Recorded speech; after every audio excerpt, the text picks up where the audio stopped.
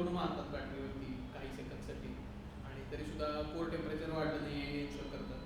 त्याच्यानंतर short circuit मी म्हटलं तसं बॅटरी सरळ 2 टर्मिनल घेऊन शॉर्ट करून बघतात.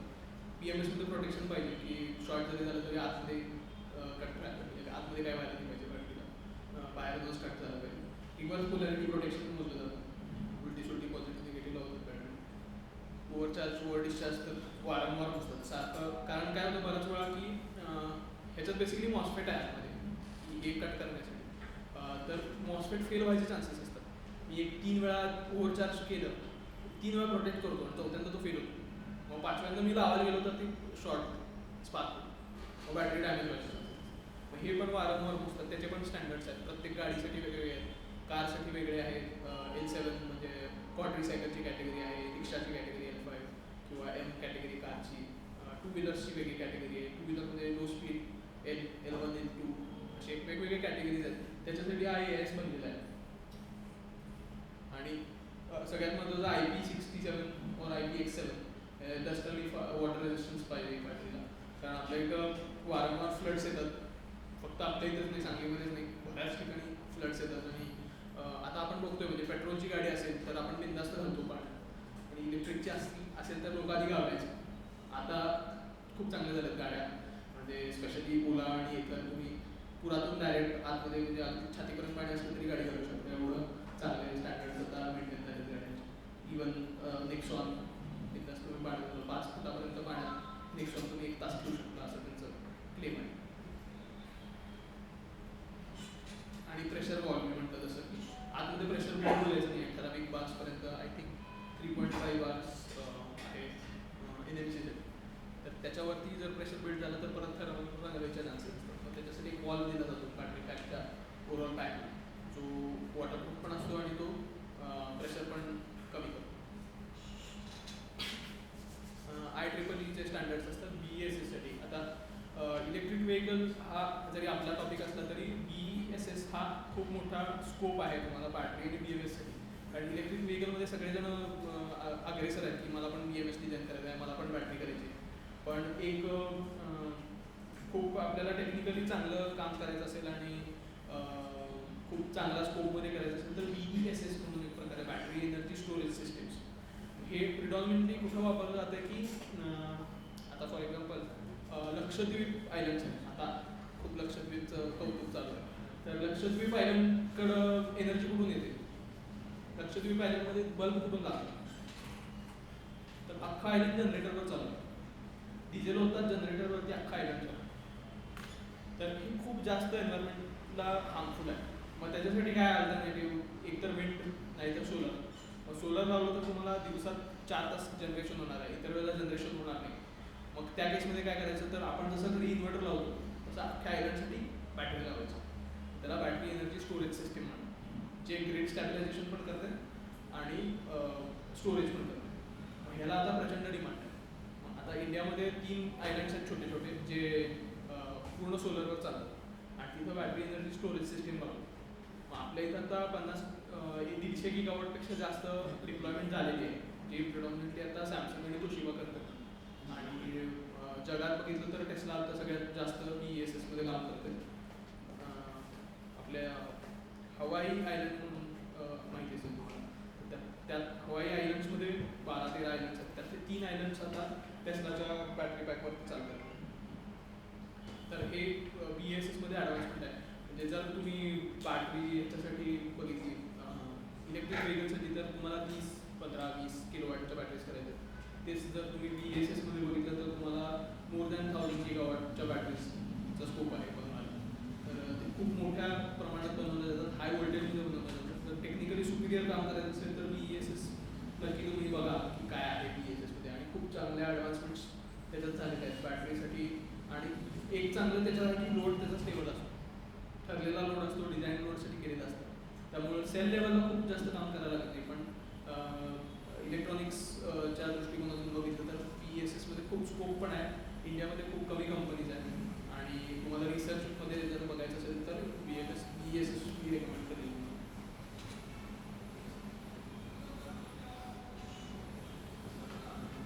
तर हे आता स्मार्ट BMS जे AIS 156 जे आपण म्हणतो, तर त्याच्यामध्ये BMS कुठला रेकमेंडेड आहे, त्याच्यामध्ये काय काय पाहिजे.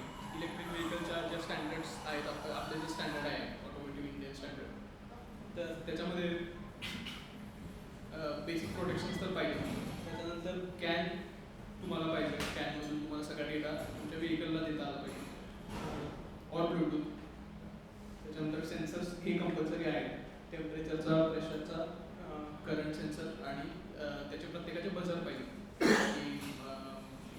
काही वेळा आपली TVSची IQ बघितली असेल तुम्ही, TVSच्या IQमध्ये तुम्ही ओव्हरहीट करायचा प्रयत्न करा की फुल चार्ज करायची आणि कंटिन्युअस पळवायची. पळवल्यानंतर एक 2-3 तासांनी तो आतून आवाज आला बीपचा, कंटिन्युअस बीप व्हायला, आणि ते 5 मिनिटं बीप होता नंतर बंद पडते गाडी. तर तो हा सेन्सर आहे टेम्परेचर वाढल्याचा, आणि तो बजर कंपल्सरी आहे. मी आजपर्यंत बऱ्याच गाड्या बघितल्या, पण त्यात फक्त TVSमध्येच आवाज ऐकू येतो, बाकी गाड्यांमध्ये आवाज येत नाही, त्याच्या आधीच बंद पडते गाडी. काही ठिकाणी GPS पण बॅटरीमध्ये इनबिल्ट असतं. जिथं आता राईड शेअरिंगचा जमाना आहे, तर राईड शेअरिंगमध्ये बरेच जण सबस्क्रिप्शनवरती गाडी देतात. गाडीची कॉस्ट, आता फॉर एक्झाम्पल गाडी विथ बॅटरी 2 व्हीलर आहे, तर 3 लाखाला गाडी असेल, तर मी 70,000 रुपयाला गाडी विकतो आणि बॅटरी सबस्क्रिप्शनवर देतो. बॅटरी काढायची, माझ्या चार्जिंग स्टेशनवर यायचं, बॅटरी स्वॉपिंग स्टेशनवरती यायचं, बॅटरी बदलायची घेऊन जायची, जुनी बॅटरी माझ्या याच्यात द्यायची. मग अशा केसेसमध्ये थेफ्टचे चान्सेस आहेत. आपल्या इथं ऑब्व्हियसली पहिला आपला विचार करतो, अरे आज चोरून घेऊन गेला तर काय. मग त्याच्यासाठी मग GPS आहे. मग हे आपल्या इथं दिल्लीमध्ये मोठं प्रस्त होतं त्याचं, जे इलेक्ट्रिक रिक्षा वापरले जायचे. तर रिक्षा ड्रायव्हरचं चोरीचं प्रमाण जास्त होतं. मग त्याच्यासाठी त्यांनी जिओ फेन्सिंग वापरलं की त्या रिक्षा ड्रायव्हरचा एक ठराविक 15 किलोमीटरचा रेडियस आहे, त्याच्या बाहेर गेलं की बॅटरीच बंद आहे. गाडीला तो काय बाहेर करू शकायचा नाही, कारण बॅटरीतूनच पॉवर डिलिव्हरी बंद व्हायची. तर हे असे काही हे पण इनोव्हेटिव्ह गोष्टी इंडियामध्येच फक्त ह्या होतात, बाकी काय बाहेर कुठं काय होतं. आणि ऑब्व्हियसली चार्जिंग स्पीड कंट्रोल, मी मगाशी म्हटलं जसं की 20 to 80% मध्येच आपल्याला मॅक्सिमम ज्यूस द्यायचा आहे बॅटरीला, मॅक्सिमम फास्ट चार्ज करायचं. मग हे पण BMS मध्ये शक्य आहे. हे ॲक्च्युली व्हेकल लेवलला करतात आता, पण BMS मध्ये पण हे आपण करू शकतो.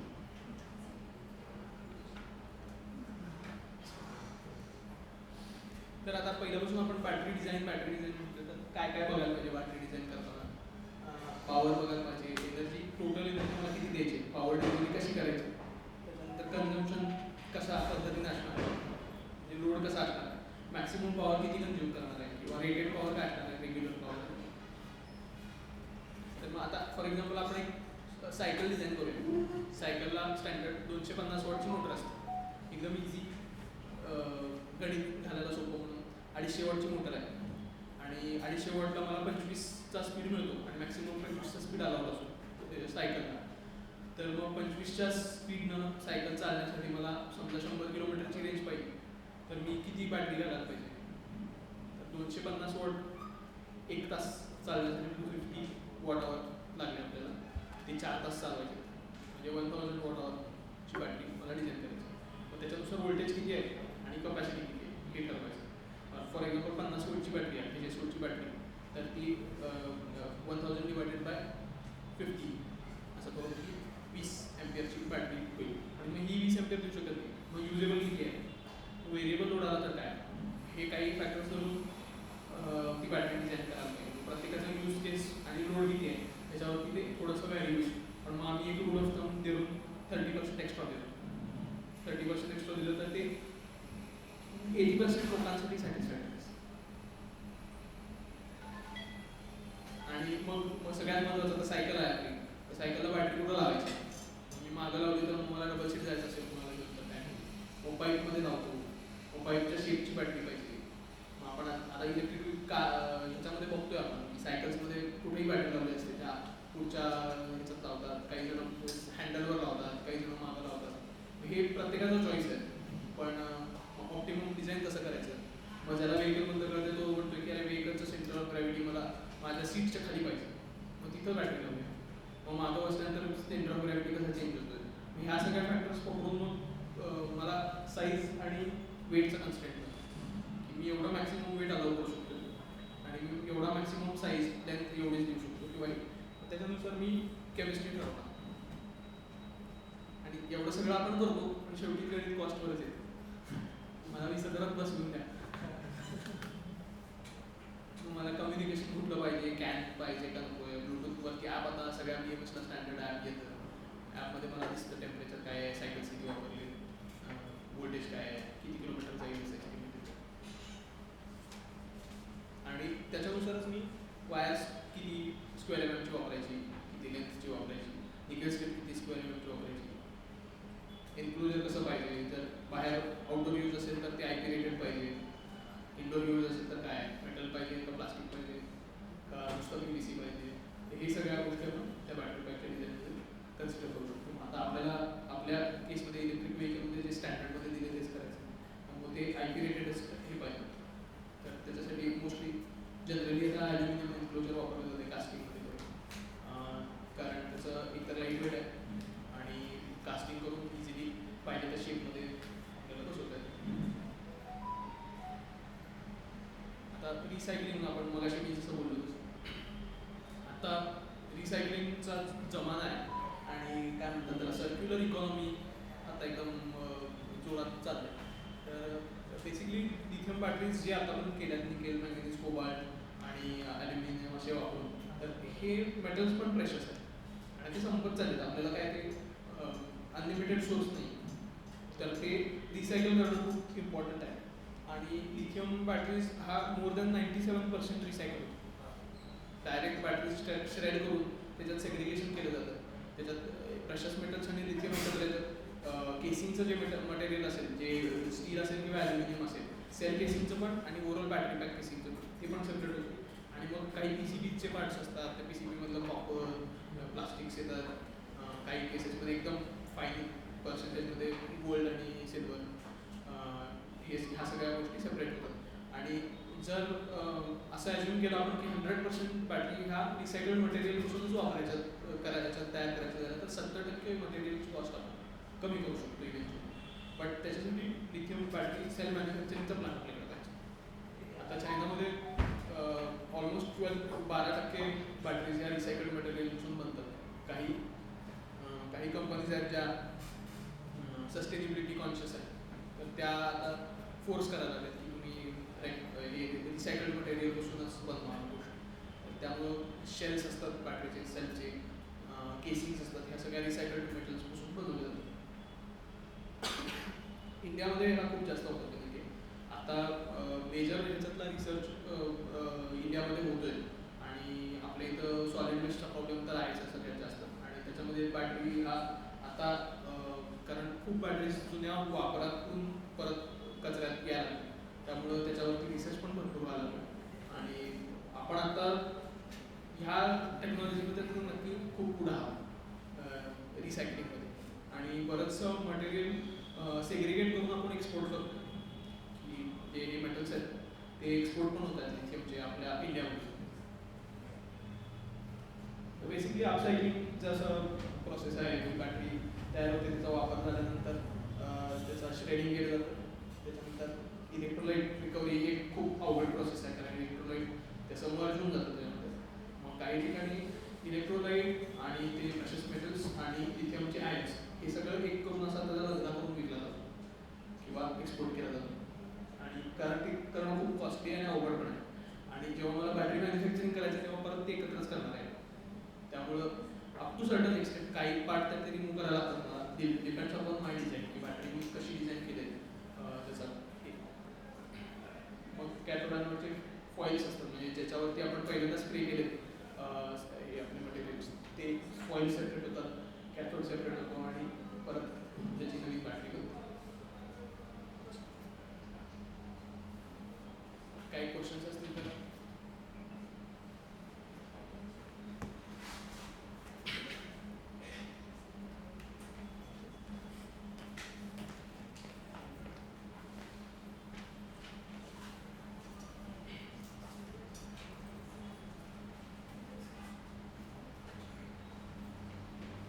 असं वाटतं की सगळे समाधानी झाले. आणि सर पॅक बनवतो. आणि कोणाला काही प्रॅक्टिकल बघायचं असेल तर कधी पण वेलकम. मध्ये माझा प्लांट आहे आणि प्रॅक्टिकली बघायला असेल वाटणी कशी म्हणतात त्याच्यापासून ते काही शंका वेगळी असेल तर ते बघायचं असेल.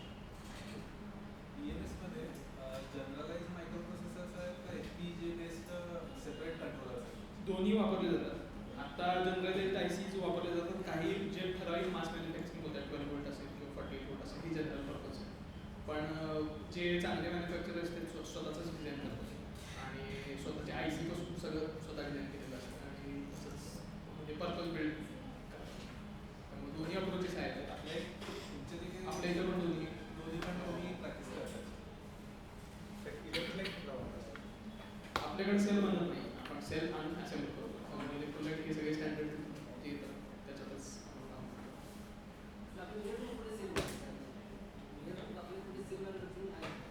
इंडियामध्ये सेल मॅन्युफॅक्चरिंग नाही.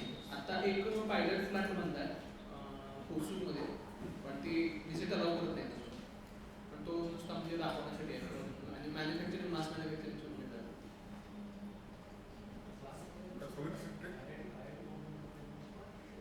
सॉलिड बॅटरी बद्दल काय सांगता सॉलिड स्टेट बॅटरी सर्वात जास्त सॉलिड स्टेटमध्ये म्हटलं तसं इलेक्ट्रोलाइट काय ते सॉलिड फॉर्ममध्ये असतं आणि त्याच्यामुळं 2-3 गोष्टी आहेत. अँड्रॉइड फॉर्मेशन जे म्हणतो ते आवडतं. त्याच्यानंतर लिथियमचा आयन जो आहे तो फास्ट पास होतो म्हणजे विदाउट लेस रेजिस्टन्सनं तो पास होतो आणि त्याच्यामुळे लाईट पण एन्श्युअर होते. त्यामुळे तिकडं वापरलं सध्या इलेक्ट्रिक व्हेकल नाही टोयोटा मॅन्युफॅक्चर करते. त्यामुळे त्याचं जास्त लिटरेचर पण पब्लिश नाही की जेवढं लिमिटेड कुठं यूट्यूबवरती व्हिडिओ आणि असं कुठला पेटंटचा पेपर वगैरे खूप लिमिटेड नॉलेज आहे त्याचं बाहेर. जे अमेरिकन कंपनीज आहेत त्या पटकन नॉलेज सगळं शेअर